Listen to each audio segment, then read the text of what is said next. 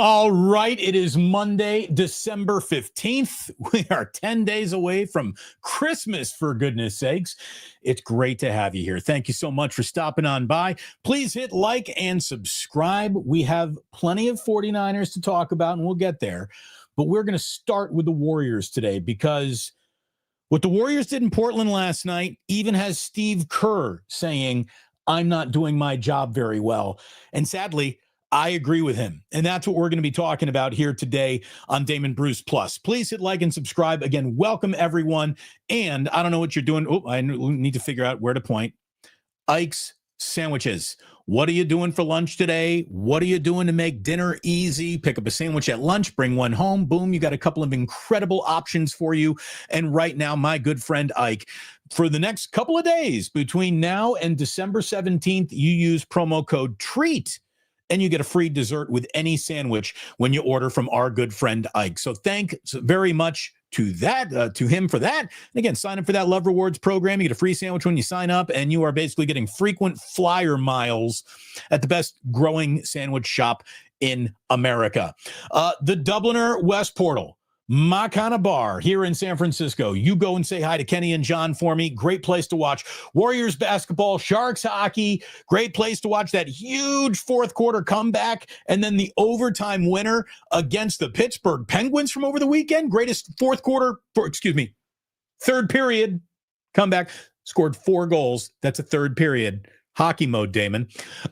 Great comeback for the Sharks. Big win in Pittsburgh. They're an awful lot of fun. And the only thing we can say about the Sharks is, go Sharks. And we really want to say thank you so much to Sleeper, who's been sponsoring us all football season long. Thank you, Sleeper. The best football you're going to find in terms of parlays you're looking to put together, over-unders on guys. Check out Sleeper. Use promo code Damon to get a $100 deposit match up to $100. Use the link that is right in the description of this very live stream that you are watching right now. And I got to tell you, winner, chicken dinner for me this past Sunday. I said Tony Pollard's easily going over 48.5. Ricky Pearsall, 34.5 receiving yards. You better get there. Malik Mustafa, 2.5 tackles. Come on, there's no linebackers playing in front of him. Of course he's going to have 2.5 tackles. That was easy money this weekend. So Sleeper paid off for me. Make Sleeper pay off for you. And of course, be responsible as always when you're over in the land of wagering. But Sleeper's a place to do it. Incredible app and incredible user interface. Don't take my word for it. Find out for yourself.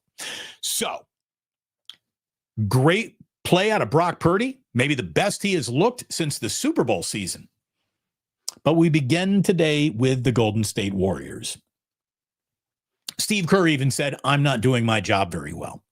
You know who did do his job very well last night? Steph Curry. Curry's 48 points he scored last night was the most ever that he scored in the month of December in his entire career. 48 points on 26 field goals with only 4 free throw attempts. I wonder if James Harden has ever seen north of 40 with only 4 free throw attempts. There's no way, right? I mean, Steph Curry isn't even allowed to shoot free throws.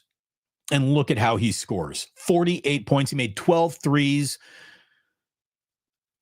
But unfortunately, behind those dozen threes, Steph Curry became the first player in NBA history to be on the losing side of, I just made 12 threes tonight. And that happened up in Portland, a team that they're now 0-3 against. So don't tell me they weren't ready for it. Don't tell me they weren't prepared to play this team. This is the 3rd time that they've seen Portland, and it was another wide open threes allowed, especially those in a corner, and just turnover city. Turnover city. By the way, games with 12 or more made threes in NBA history. Steph Curry has 5 of them. Everyone else in the NBA's history has 5 of them. Klay Thompson has 3 of them. And he's included in that everyone else stat. So obviously, there's not a lot of guys who hit 12 threes in the games that weren't Golden State Warriors, and the Warriors never lost with a three-point shooting performance like that until last night. Steve Kerr even said, I'm not doing my job well. He has lost touch. Steve Kerr has lost touch with his roster, whether it be the formation of the roster, the construction of the roster, the deployment of the roster, the value assets of the roster, the not nuking the trade value of the one guy on your roster that you are about to trade to have a 3 or 4 guard lineup with no guards who can really play in a 3 or 4 guard lineup anymore. Look, I love Steph Curry. You love Steph Curry. We love Steph Curry. That is a given. The reason why Steph Curry will never be on my all-time, that's my starting point guard ahead of Magic Johnson or even Isaiah Thomas or John Stockton is any all-time team is going to get scoring from everywhere. So now I need a point guard who can just distribute the ball without turning it over and play some defense. Steph is okay defensively. Let's not get over our skis there. And it's not that he had a bad night of turnovers, but he cannot do it alone.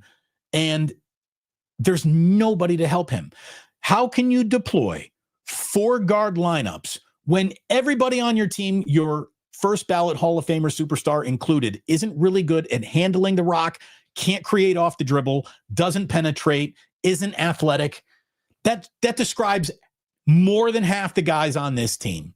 There was a very well-written, nuanced, with all sorts of basketball terminology and jargon and things that a layperson would not understand. We're talking about elevator screens. We're talking about staggered screens. We're talking about floppy sets, all sorts of basketball jargon and a very interesting breakdown. It was like on SB Nation Warriors or Warriors World. I can't remember the exact website that had it, but I even retweeted it over the weekend saying, this is a really good breakdown of the Warriors' problems. But if you remove all the jargon from it, what this story basically says is the team is short and slow. And they are. The Warriors are short and they're slow, full stop. That's who they are. Steve Kerr, last night, sat there on the bench and watched this team give up how many wide open corner threes, especially in the fourth quarter? Not a single timeout, not a single adjustment. I mean, there is now who's closing out on that corner three? You're doing your job horribly to the point where we shouldn't be crashing that hard to the rim looking for a rebound, because kick out to wide open corner threes is literally why you're going to lose this game tonight. And you could see that midway through the fourth quarter as the Warriors were pissing away a 10-point fourth quarter lead. Wide open corner three after wide open corner three. I mean, somebody get out there. Jeremy Grant is shooting wide open corner threes, and forget about the dude sitting courtside. The dude in the 5th row of the Rose Garden is closer to Jeremy Grant shooting that corner three than any Golden State Warrior. That can't happen. You know, it happens once or twice. Boop, quick timeout, 20-second timeout, however you want to do it. But just, come on, you just cannot let the same thing happen over and over and over and over and over again. And Steve Kerr just sat there watching it happen over and over again. No timeout, no adjustment, no nothing. I didn't get it, man.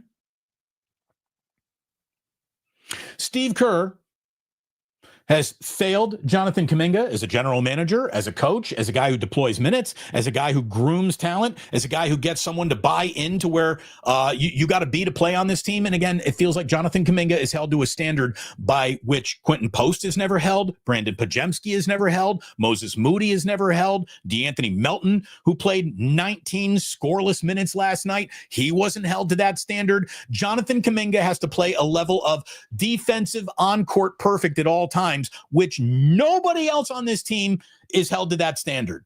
Nobody. Why'd you trade for Seth Curry? He's a DNP. Weren't we just talking about how Pat Spencer's that motherfucker? Like Steve Kerr even said it. He said it out loud on press. I guess Pat Spencer is that Pat Spencer has been this team's best source of vibes all year long, and vibes matter in a basketball locker room. Pat Spencer, not only The vibe's been right, but he's legitimately been this team's third best option for a month. It's Curry, it's Jimmy Butler, and it's been Pat Spencer. Pat Spencer literally played 7 minutes last night. Like, how do you go from you're in the starting lineup to you're in the rotation to you're an afterthought? That happens over and over and over and over again. It is ridiculous to watch happen over and over and over again.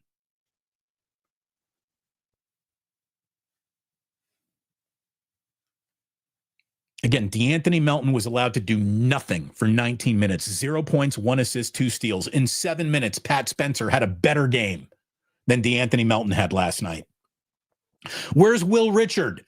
What's wrong with Will Richard? Will Richard has played pretty damn well to the point where he was even getting a start earlier this year. And this is where I'm saying Steve Kerr has just lost touch.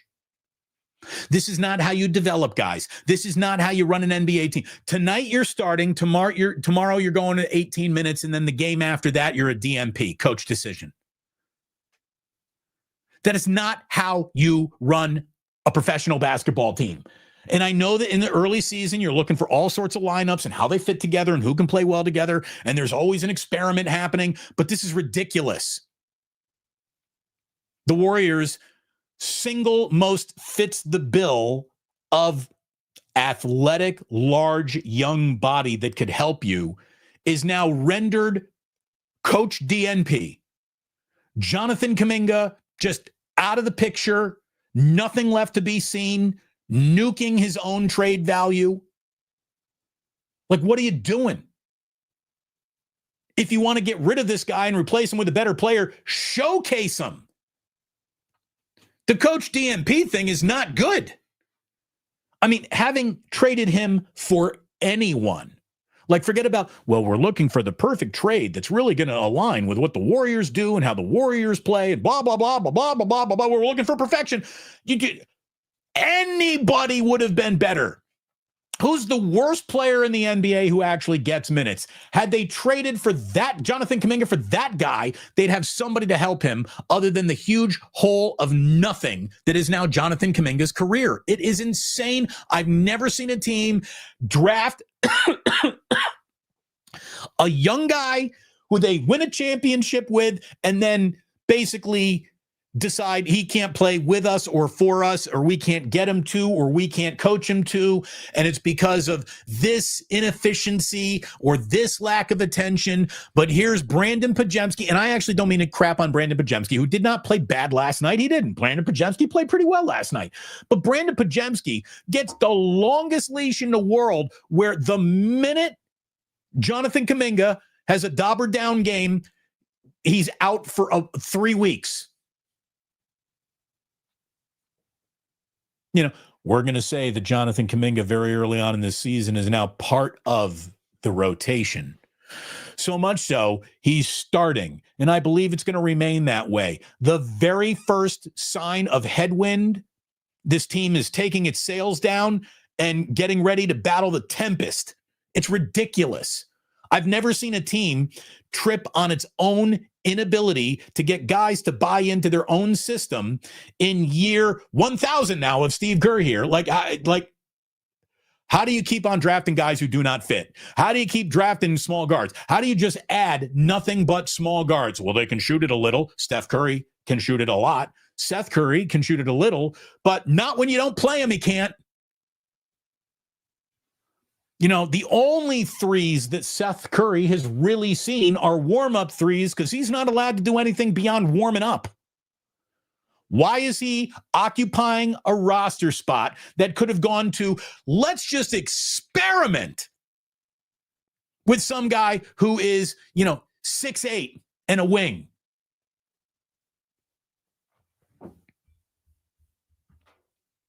Steve Kerr has lost his Midas touch. And if you're saying, he's not responsible for the cards that he's been dealt, I reject that. I think he's absolutely at the center of roster construction responsibility. He's got more power to make decisions than Mike Dunleavy Jr. has. Come on.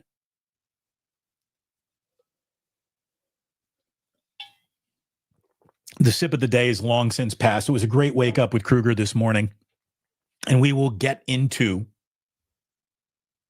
the 49ers here in just a second, but they're too slow and too unathletic to play 4-guard lineups, especially when none of them really have a handle. Like, you run a double team at Brandon Pajemski, he's going to turn the ball over. Draymond Green, 14 points in the first half. One of the best offensive halves we've seen out of Draymond. He had 14 points at halftime. When the game was over, he had 14 points. What are you dipping out of the offensive responsibility for, Draymond? What are you doing turning the ball over 8 times, Draymond? 8 turnovers from Draymond Green last night. Almost quadruple doubled with all those turnovers.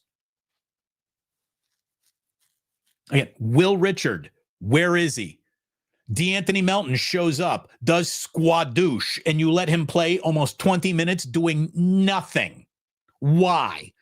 Why weren't you early on to identify? Oh, he's not quite caught up yet. Not ready. Let's get in. Let's get in the feel-good story of the whole goddamn year, Pat Spencer.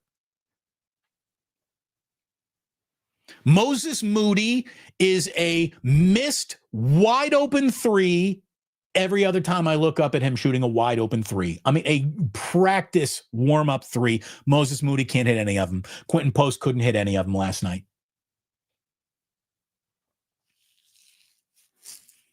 When the Warriors get a monster game out of Steph Curry like that, they cannot waste it. They can't. They ain't good enough. They won't be around for the playoffs if they waste another game like that of Steph Curry. That cannot happen. It can't. He passed Michael Jordan for the most 40-point games in NBA history after turning 30 years old. He now has 45 of them, but the Warriors gave up 40 fourth-quarter points and blew a 10-point lead in the final 10 minutes of the game. With turnovers galore. The Warriors, because it would nuke Portland's transition defense, would have been better in that fourth quarter, holding onto a ball for the entirety of the shot clock and then just throwing it out of bounds, than have an open court turnover, which means Portland's got a fast break going the other way. And by the way, on that fast break, you know what they're going to do? They're going to look like they're taking it to the rack. Jeremy Grant's going to run to the corner for a wide open 3, and you're going to totally ignore that, even though it just happened 20 times in a fucking row. Slight exaggeration there.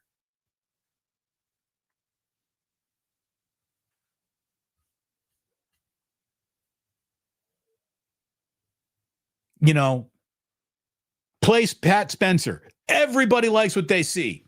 Bench him as soon as possible in the name of we're going to try something else. Something else that is smaller, less exciting, less fan-friendly.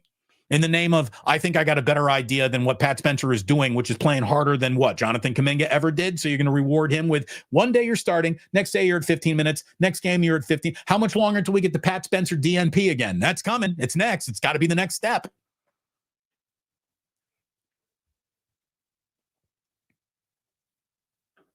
You know, can't trade Jonathan Kuminga into the 15th. Well, you just royally fucked up the first quarter of your season then, didn't you? By not figuring out a way to play him. So I'm trading for a guy that you're not playing, who's got wonky knees now. When does it start getting better? You know, Al Horford. Considering retirement, he now has sciatica like he's playing frickin' shuffleboard at Del Boca Vista.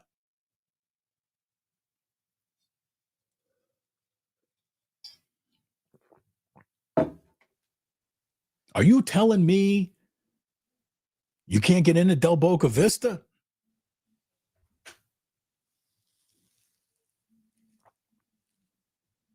Everything around the Warriors is screaming, this ain't going to work. Anytime the Warriors face a team without their best player, they lose to that team. The Warriors have been the career high for nobodies all season long. And what's crazy is they're not a bad defensive team. But their offense is Killing them. Killing them. Because they got nobody who's a bucket but for Steph Curry.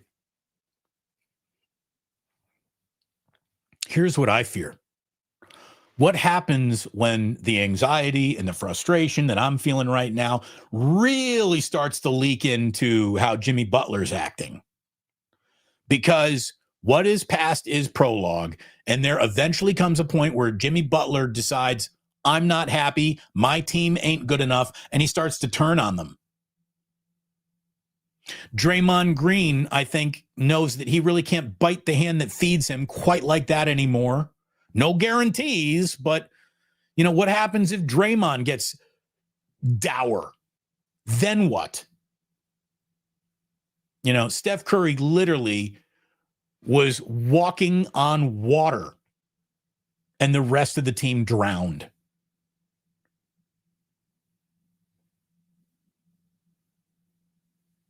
What do you do? So what are you going to do? We're going to fire Steve Kerr? No, Steve Kerr's got house credit, right? Steve Kerr is the greatest coach in the history of the Golden State Warriors. There's nothing to debate. Steve Kerr is one of the greatest coaches. He is on the Bill Walsh, Bruce Bochy line here in the Bay Area forever. Steve Kerr has done an incredible job in so many more ways than he's doing a bad job. But Steve Kerr even admitted, I'm not doing my job well. And it's amazing that he admits that on the first night that I reached the conclusion, Steve's not doing his job well. Like I tweeted this out last night. This loss is on the Warriors front office and coach. There's a huge scoop of nada around one of the single greatest players of all time. Pat Spencer got 7 minutes. He's their third best option this month. Kerr has lost touch with his own roster. He admitted as such last night. If you were blowing the Steve Kerr's got to go whistle like a year ago, you didn't even cover this team. You don't know what you're talking about. And Steve Kerr and Steph Curry are probably forever linked together. But let me tell you, Steve Kerr seems to not have nearly as much left to give the Warriors as a coach on a nightly basis as what Steph Curry is at an age, which means the decline should be on. Steph Curry is a top 5-10 player in this league at his age right now, full stop. You know, they're pissing away Steph Curry's career. No, they won 4 titles during Steph Curry's career. They haven't pissed away his prime. This ain't his prime. But what should have happened was a full-on admission that the 2 timeline thing weren't working, and it was time to get out of that years ago, but they didn't. They kept on holding on to hope that Moses Moody and Jonathan Kuminga were going to be guys. Neither is a guy.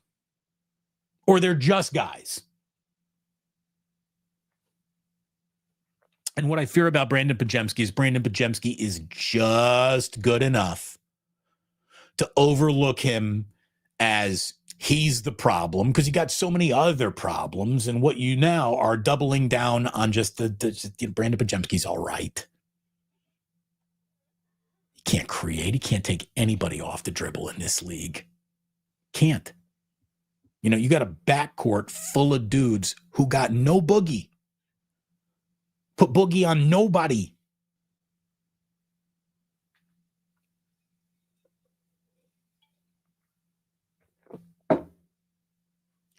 When it comes to looking at this is the end, this is it.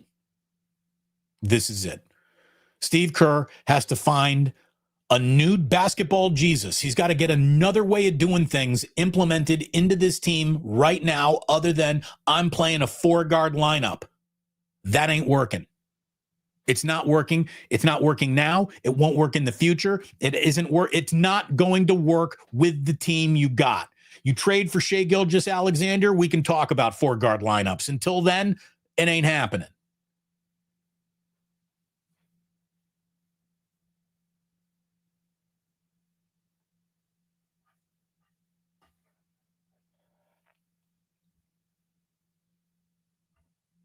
Hand banana, I agree with you. The Warriors don't really have a top 8, maybe a top 4.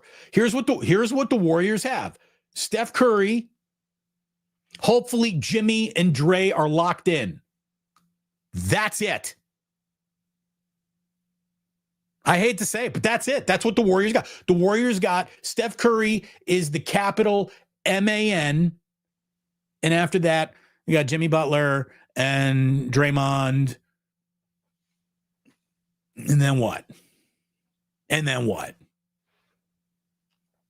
Quentin Post, if he ain't hitting his shots, Quentin Post is so bad defensively that if Jonathan Kuminga were that bad defensively, I mean, they probably would have had Jonathan Kuminga executed by now, right? Forget about just DMP. They would have had to drown him in San Francisco Bay if he were that bad defensively. But because there's nobody else on this team who is, what's the word I'm looking for? Tall.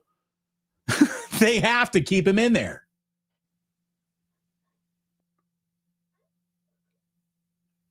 And here,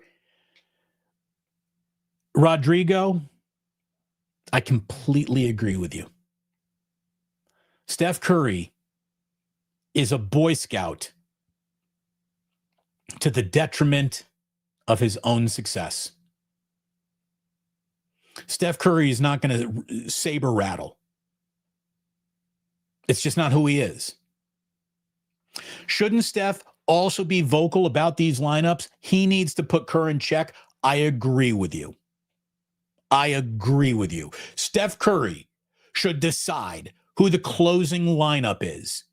Not Steve Kerr, not the game situation, not who's playing well tonight, not who's in the doghouse this week or isn't in the doghouse this week. Steph Curry should decide who his ride or die team is in ride or die moments. Thanks for coming, Steve.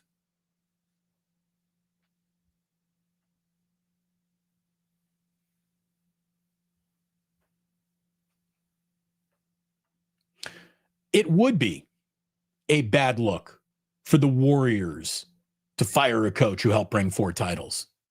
It would be awful.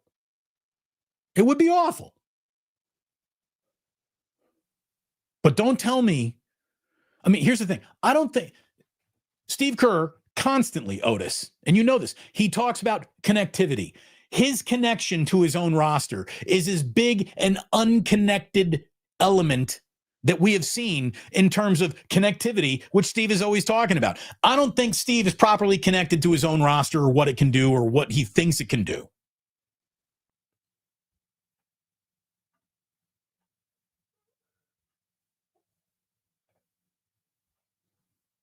Again, thanks to everyone for being in here today. It is wonderful to have you here today. Hit like and subscribe if you would today, please. Again, we took the shot of doing a Warriors-centric thumbnail and start to the show today, which, on an NFL Monday usually nukes the views, but this is what I had to talk about. And again, Wake Up with Kruger was awesome. Go watch that. Speaking of awesome, 49ers offense, very good yesterday. Defense, if you're surprised by what happened to the 49ers yesterday defensively, you're just not paying attention to the season that's in front of you. You're still wishing upon a star that things would go better. Defensively, they will be more unimpressive than impressive from here to the night they are either eliminated or win the Super Bowl, okay? There is no, and the defense was fucking awesome. It's just not going to happen. It's not who they are. It is a bend, do not break defense from here on out. And when that's what you got defensively, what you need is an offense. And yesterday, a season high 430 total yards of offense. They scored on each of their first 5 possessions. The Niners went touchdown, touchdown, field goal, touchdown, touchdown.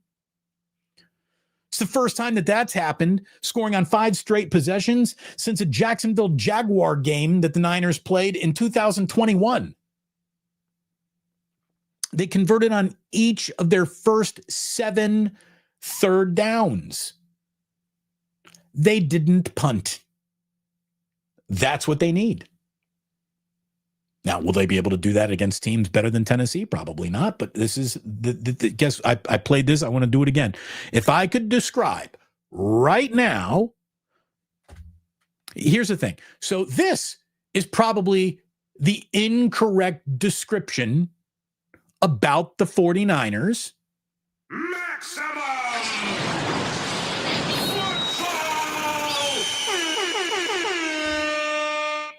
I don't think there is maximum football in this league. I've been saying it all season. I'm going to say it again today. A very good team will win the Super Bowl this year. Greatness won't even apply for the position. There is no greatness in the NFL this year. The Rams are trying to be the team that defines it. We'll see. We'll see. Huge Thursday nighter. We'll explain why in a second. But if I had to describe the Warriors, again, maximum football probably ain't the way to do it, but this would be. I think I got my swagger back. Oh. That's how I would describe the 49ers. Right? I just said Warriors. Sorry. The 49ers have a little offensive swagger back right now. They do.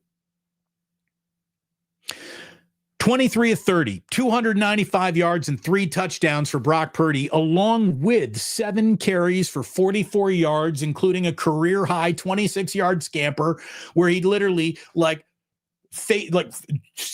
does one of those with show the ball as he's going out of bounds. Brock is feeling swaggy. Brock has doubled down on the Dougie. We've seen it for a second time this year. Season high 76.7 completion percentage for Brock Purdy. Yesterday was the first time in 3 months where Brock Purdy either played or didn't play, and we didn't say the word toe out loud. Did you say the word toe out loud yesterday? You didn't. You weren't worried about turf toe. Brock clearly ain't worried about turf toe. It wasn't affecting him at all yesterday. Brock is back, kids. Brock is back, and the Niners need him to be all the goddamn way back with a whole bunch of. I think I got my swagger back. Oh. That was his best game since the Super Bowl season. That's his first it's his first QB rating, passer rating of at least 140 since the Super Bowl season. Purdy's now 7 career games with a passer rating of 140 are tied for the most by a quarterback in their first 4 seasons since that stat became available in 1950. He's got 11 career 3-touchdown games now in the regular season, which is really good for a guy who hasn't even started 50 regular season games yet. Brock looked good. Now, that defense, I think it would have been a little bit of a different day had either Malik Mustafa or Jair Brown held on to it felt like there was 3 interception chances that they just let go through their hands yesterday. The difference between the Niners winning playoff games or not is going to be, did you hold on to that interception when it hit you in the hands? Yes or no? Again, did not punt offensively yesterday. That's fantastic. The 49ers defense is going to get it a little bit better when Tatum Bethune is back in the middle of it. Tatum Bethune is a tackling machine. This team could use a tackling machine, especially with the Colts and Jonathan Taylor around the corner. But I tell you, the Niners are catching a little bit of break again. Do you know how sore Phillip Rivers has got to be today? I'm going to guarantee you this. I haven't walked a mile in Phillip Rivers' shoes. I haven't walked a step in Phillip Rivers' shoes. Phillip Rivers is sorer today than any day he has been in the last 4-5 years. How's Phillip Rivers going to look?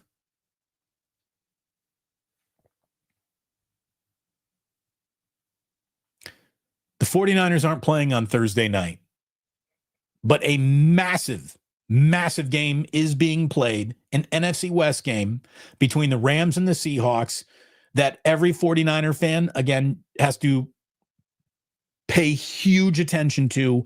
And let me tell you why. Everyone, we're at that time of the year where you're starting to do your seeding mathematics. What has to happen? How many games do I got to win against my remaining opponents? How many games in the division do other teams need to win or lose? Here you go. Do you want a 1 seed? If the answer is yes, here's how you 100%, nothing to debate. If the following happens, you get the 1 seed. If Seattle beats the Rams on Thursday Night Football, that feels like a big if. I'll grant you that. Feels like a big if. But it's a Thursday night game, a division game. Weird shit happens between division opponents on Thursday nights. If Seattle beats the Rams on Thursday Night Football, the 49ers officially control their destiny to the NFC's 1 seed. Rams lose in Seattle Thursday. Niners win out. They're the 1 seed. Doesn't matter what happens anywhere else in the NFC.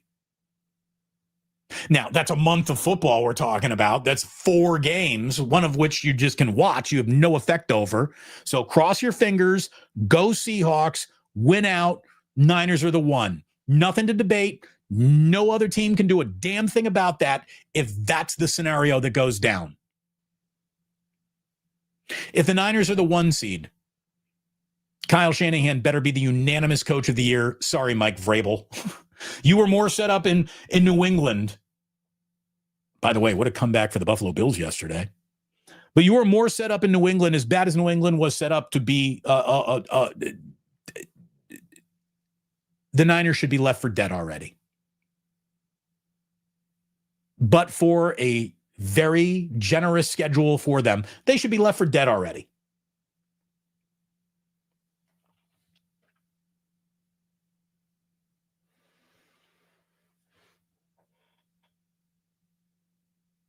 It's a shame that Jordan Elliott got ruled out on game day.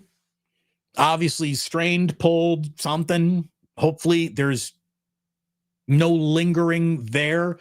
All eyes will be on Ricky Pearsall's MRI results. He hurt his ankle. He hurt his knee. He hurts everything every time he plays. But he did have a good game yesterday. And really, what a freaking consequential day in football. There's not a lot of things that will happen this season that directly affect next season, except for 2 colossal things. The Chiefs were already done for the year in terms of the playoffs. They're done next year too. Patrick Mahomes tore his ACL. To say that that's a major development is to do a disservice to what are major developments. So not only the Chiefs donezo this year, they're pretty much dead on arrival without Patrick Mahomes next year. And can we only assume now that Travis Kelce is going to retire? Is Travis Kelce going to come back for 1 more year without Patrick Mahomes? That would be, I think, foolish. So you're probably never going to see Travis Kelce beyond the remaining games in this regular season again. You're not going to see Patrick Mahomes at all next year because his torn ACL happened so late in this year. He's out all next year, basically. How much more does Andy Reid want to stick around? Is Andy Reid excited about the 2027 NFL season, the 2028 NFL season? Or is he a little bit too old to be thinking like that? Maybe this hastens the ending of the Andy Reid era now in Kansas City. Major injury to Patrick Mahomes changes the entire temperature of a franchise that was cooling off before the ACL injury happened. Meanwhile, the Packers had been scary because their offense is, what is their offense going to do on any given day? It was a Packers defense that got a lot better since Micah Parsons shown up. Micah Parsons, done. It's official. He did tear his ACL. His body language screamed. Of course he tore his ACL. They announced it today. It was obvious the minute you saw him go down, non-contact, screaming in his knee. That's an ACL injury 10 out of 10 times. Micah Parsons, done for any playoff Packer appearance this year. and all of next year. Wow, that's huge, huge, huge, huge. Speaking of huge, this past weekend, Indiana picked up its first ever Heisman Trophy. Indiana was featured on 60 Minutes. Fernando Mendoza is a good-hearted cheeseball dude. There's no doubt about it. That's why everyone at Cal hated on him so hard when he decided to transfer, because you thought you'd found the chosen one. And he was so nice. He is so nice. Fernando Mendoza's got some cornball in him, but it works. And don't mistake that polished, good-natured, cheesy positivity for weakness. Don't mistake that. Unbelievable. Unbelievable. Indiana is waiting around for the winner of Alabama, Oklahoma to play them on New Year's Day in the Rose Bowl with a Heisman Trophy winner after being profiled on 60 Minutes. I can't remember the last time I watched 60 Minutes. I watched that segment. By the way, Diego Pava of Vanderbilt, you are a classless, raised on the internet douche nozzle. Diego Pava. This is why you just get offline. In the history of finishing second in the Heisman. By the way, do you know how good you have to be? Do you know how proud and confident you should feel about finishing second in the Heisman vote? You just had an awesome year. And the kid basically undid the entire thing by going public with, again, you would never say this in person. No one would ever have the gumption to say this out loud in person, but because it's not in person, it's just on Instagram, Diego Pava goes, fuck the Heisman voters. You classless dude. By the way, first of all, Diego Pava, you are wearing a black turtleneck and a gold chain. You look like you should be selling used Kias in San Carlos. By the way, when Diego Pava stands next to the other Heisman finalists, he's Lilliputian. He looks like a Smurf up there.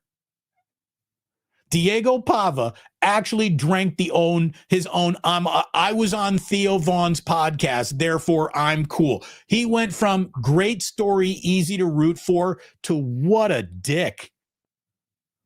Sports don't build character, they reveal it. Yeah, we get that. We see it. You just revealed yours. Now, today, he's backtracked. I am so sorry. I'm incredibly competitive. No. You are low class. You are without sportsmanship. You bad loser. Well, I finished second in the Heisman. I was robbed. Lick my balls. Mendoza. Fuck you.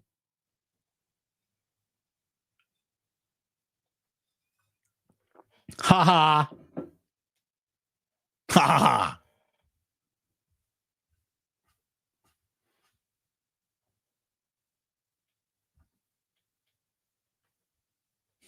Not used Kias. Hey, I drive a Kia. I drive a Kia. I can make fun of used Kia dealers all I want. Seriously, dude, if you're wearing a suit with a black turtleneck and a gold chain, what are you still shopping at Chess King at the mall? In 1987 called and said, don't wear that anymore.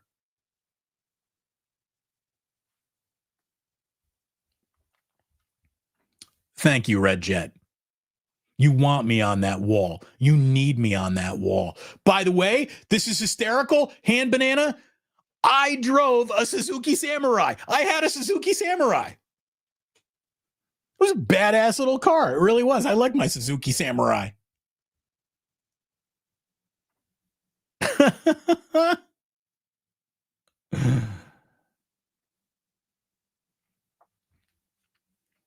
All right. So we're about to hop into today in history. But let me tell you a little bit why I was unable to join you yesterday for a watch party. As you know, we lost one of our own. 49er Ernie was laid to rest yesterday. I was invited to the funeral. And how can you say no? Like, this guy, when it felt like the world had stopped believing in me, believed in me. You can't give anybody a better gift than, while people are doubting you, I believe in you. Ernie believed in me, and I thank him for that. He's 47 years old. He's way, way too young to pass away. Went to his funeral, and when I was about to leave, so I'd paid my respects, I walked in there, and his mother fell into my arms and said, "Thank you for being here. You meant so much to Ernie." And that his family put this show on when he had lost the ability to communicate, when he was at his very, very end. In order to make him feel a little bit more like himself, they put this stupid, goofy show of ours on. That is as humbling as anything I could ever hear. And, you know, I said a little something at the funeral. People came up to speak, and I just said some nice things. And I figured it's time for me to take off. And I got to do this watch party because it's, you know, it's important for channel growth, and it's important for the station growth, and, you know, just channel growth and my income. Again, I get, you know, people are very generous with the super chats. Not one today. Thanks so much. But people are very generous with the supers on game day, and I do appreciate that. And look, I'm trying to make money over here. I am. When a grieving mother comes up to you and says, "Will you help carry my son home?" There's only one correct answer, and that's yes. So I immediately called Jillian and I said, "Take down the show. We're not doing the show. I have to be here today." And it was an honor to carry Ernie to his final resting place. Smiley Dan, it broke his heart. That was his really good friend. Smiley Dan and I were pallbearers yesterday for Ernie. And all I can say is rest in peace to a guy who loved Bay Area sports, loved San Francisco. We've officially lost a good one. So fare thee well, Ernie. Fare thee well. Okay. Today in history. As always, we start with birthdays. And today is such a galactically unimpressive day of birthdays. I only got one famous birthday to share with you. Happy 76th birthday to the man who gave us the hit single Heartbeat. Looking for a heartbeat. He's running around like some war-torn photojournalist in the damn thing. Happy birthday, 76 years old, Don Johnson. I hope Don Johnson's wearing a hot pink t-shirt and a white blazer somewhere forever.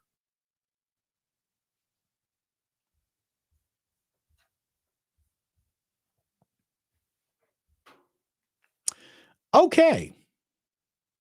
Here we go. So today in 1827, in the city of Boston, Massachusetts, the school committee voted to require public school students show that they had been vaccinated against smallpox.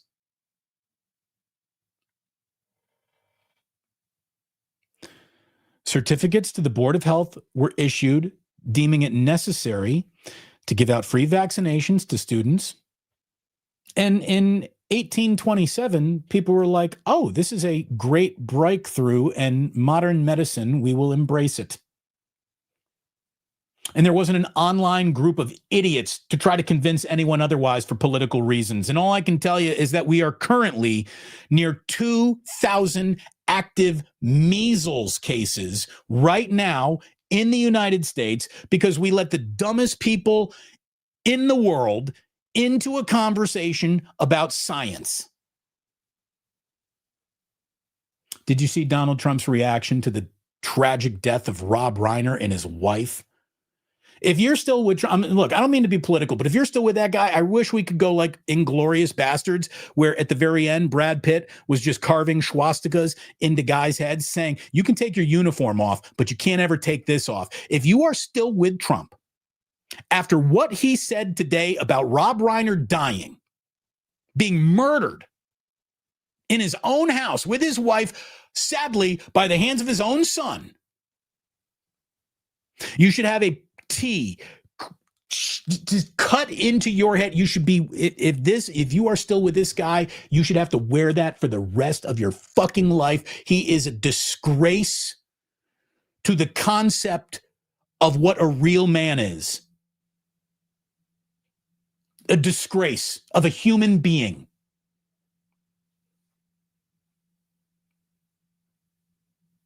Holy shit. If you're, go read that. If that sits well with you, go fuck yourself. If you're still riding with that after that, that's the reaction to a murder.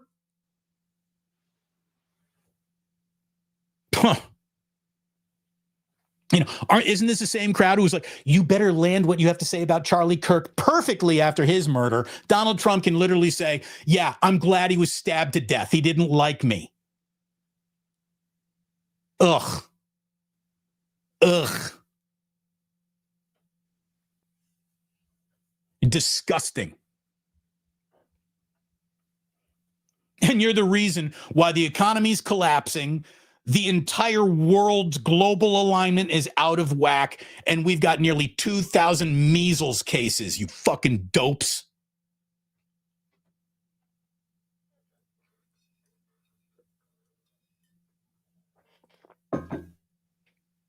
Today in 1939, Gone with the Wind premiered at the Lowe's Grand Theater in Atlanta, Georgia. It was such a big deal that the governor of Georgia, the mayor of Atlanta, declared a 3-day festival, and it takes you about 3 days to watch Gone with the Wind. It's such a long movie. But it did that. How about that? 1939, 3-day Gone with the Wind celebration. I mean, it was a big deal. It was a big deal. Today in 1944, band leader Glenn Miller's plane disappeared over the English Channel. And it don't mean a thing if you ain't got that swing. Glenn Miller, one of the largest music stars of his day, dies in a plane crash today, 1944. Today, in 1968, Eagles fans pelted Santa Claus with snowballs because the real Santa Claus who was supposed to show up that day was unable to make it for whatever reason. So a kid from New Jersey named Frankie Olivo, who was a fan who was dressed as Santa Claus for the game. He was a 19-year-old kid, but he had like a homemade janky Santa Claus costume, and he was a skinny kid, and they asked him, will you be Santa Claus today? And the kid was like, oh, man, and I'm going to get wheeled out onto the field? Yes, I'll be your Santa Claus today. Pelted with snowballs. Never change, Philadelphia. I know you won't. But God, you want to talk about no good deed goes unpunished? Yeah, I will volunteer to be your Santa Claus. Snowball, snowball, snowball, snowballs.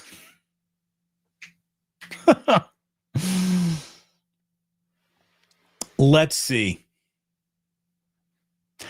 Oh, so today in 1997, just as coincidence, the U.S. Department of Defense ordered that all Americans in its service, we're talking about 2.5 million people, be inoculated against anthrax. Oh, an inoculation is sort of like getting shots. And the government forced me on it. Well, how come no one was saying my rights, my body in 1990? Because we weren't all fucking Trump idiots in 1997. That's why. That's why.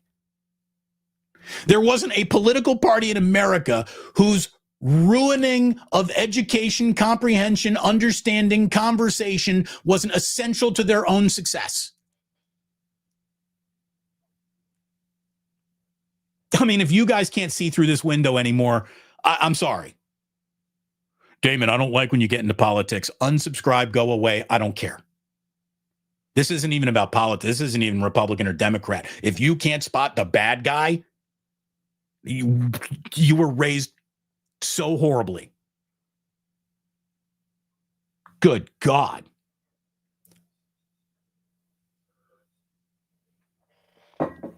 Yeah, get your medical advice from Jenny McCarthy, you fucking morons.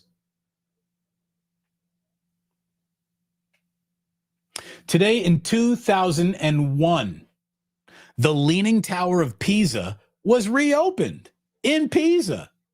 Still getting that lean on. But they finally structured it to where it's not going to fall over, which is really good, because what would we say about Pisa if not for the words Leaning Tower of? Pisa would not be in the news, but for the Leaning Tower of. Took 10 years to stabilize that bad boy, but they did it. Finally, and this is funny to me, in 2007, the Weather Channel released a compilation of music used during their Locals on the 8 segment. Just like all elevator music, kind of jazz. That Weather Channel album peaked at #1 on the Billboard Top 100 chart for contemporary jazz. How about that? The Weather Channel had bangers.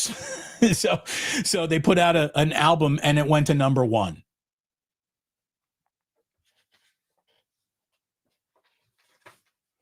Thank you very, very much for watching today. Hit like and subscribe, or don't. That's fine too, I guess. Excessive says, rest in peace, Ernie. Thank you very much, Excessive. He comes back saying 49ers win, Cowgirls lose at home, the Chiefs are done. That's a great day of football yesterday. The Colts almost did us a solid 2. Yes, they did. Yes, they did.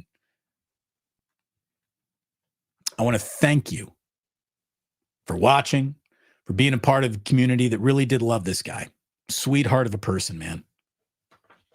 Rest in peace, Ernie. All of you, be nice to somebody today. Be nice to somebody today. Love someone today. Go home and hug your family today. Mend a broken fence today, because you don't know when it's over. You know, death is such powerful medicine.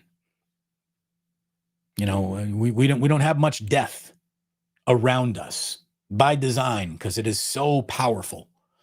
And to be around it yesterday, I got in the car to drive home. I started thinking about my kids. I started crying. And I just got home and I hugged my boys so hard, and I hugged Jillian. And you go home and you hug who you love today. It's my best advice for you. Thank you so much for tuning in. Thank you for being a part of this. Sports don't build character. They reveal it. And like that, he's gone.